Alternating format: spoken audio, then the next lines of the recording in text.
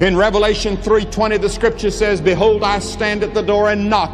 If any man hear my voice and open the door, I will come into him and will sup with him and he with me."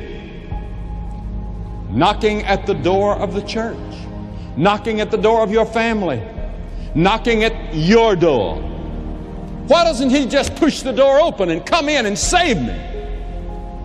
He never interferes with your will. You have a will of your own. That's the way he made you. He made you in his image. You can reject him.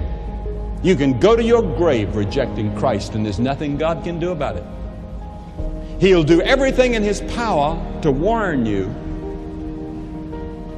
He'll do everything in his power to bring incidents across your path to stop you.